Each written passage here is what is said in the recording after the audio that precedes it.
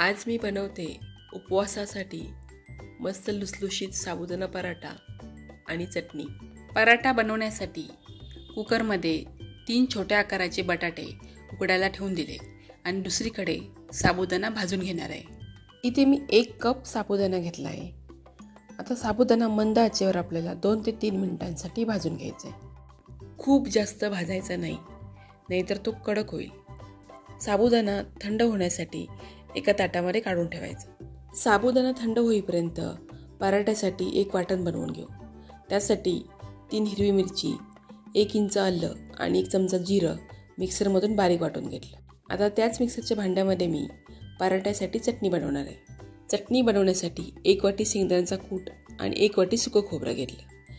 त्यामध्ये 2 ते 3 हिरवी मिरची, 1 इंच आलं, 1 चमचा जिरं, चवीनुसार मीठ, साखर आणि पाणी घालून मिक्सरमधून बारीक पेस्ट करून घेतली। आता फोडणी पात्रामध्ये 1 चमचा तूप गरम करून घेतलं। त्यामध्ये अर्धा चमचा जिरं आणि पाव चमचा लाल मिरची पावडर मिसळून चटणीवर घातली। त्यामुळे चटणीला तुपाची खूप छान चव येते। तुम्ही इथे सुक्या खोबऱ्याऐवजी ओलं खोबरंही वापरू शकता आणि जर उपवासाला कोथिंबीर खात असाल तर ह्या चटणीमध्ये कोथिंबीरही घालू शकता। एवढ्या वेळेपर्यंत साबुदाणा थंड झाला आहे। आता त्याची मिक्सरमधून बारीक पावडर करून घेऊ। साबुदाण्याचं पीठ आपल्या नेहमीच्या पिठांसारखं एकदम बारीक होत नाही, थोडं जाडसरच राहतं, पण खूपच जाड राहिलं तर चाळणीने एकदा चाळून घ्या। आता एका भांड्यामध्ये साबुदाण्याचं पीठ घेतलं। त्यामध्ये उकडून सोलून घेतलेले बटाटे बारीक करून घातले।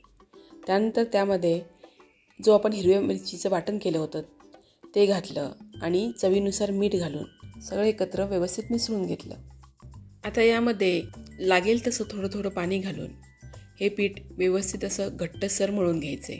एकदम जास्त पाणी घालायचं नाही, कारण पीठ जर पातळ झालं तर त्याचे पराठे लाटता येणार नाहीत। पीठ मळून झालं की 15 ते 20 मिनिटांसाठी आपल्याला हे झाकून असंच ठेवून द्यायचं आहे, कारण यामध्ये आपण साबुदाणा घातला आहे, तो साबुदाणा भिजण्यासाठी थोडा वेळ द्यावा लागेल। आता 20 मिनिटं झाली आहेत। हे पीठ पहिल्यापेक्षा थोडं जास्त घट्ट झालं आहे।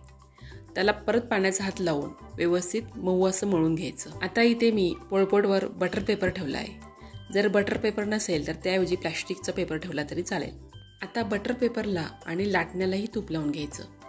आपण जेवढा पुलका बनवण्यासाठी पिठाचा गोळा घेतो तेवढा छोटा गोळा इथं पराठा बनवण्यासाठी घ्यायचा आहे। आता बटर पेपरवर पिठाचा गोळा ठेवून हलक्या हाताने लाटून घ्यायचं आहे। पराठा लाटताना सारखा उचलायचा नाही, त्याऐवजी पोळपाट फिरवून पराठा लाटून घ्यायचा। पराठा एकदम पातळ किंवा एकदम जाड लाटायचा नाही। तर तवा गरम करून घ्यायचा, त्यावर थोडं तूप लावायचं आणि हा पराठा त्यावर ठेवायचा। पराठा एका बाजूने छान शेकला की वरच्या बाजूनेही तूप लावून घ्यायचं आणि पराठा परतून घ्यायचा।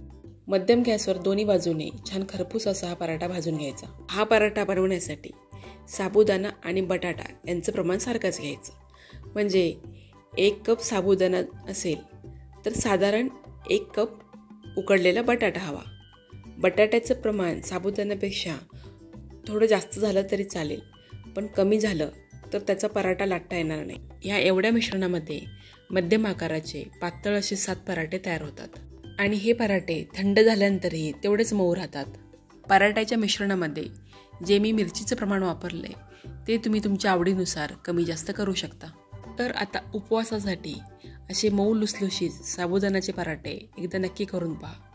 व्हिडिओ आवडला असेल तर लाईक, शेअर आणि कमेंट करा। धन्यवाद।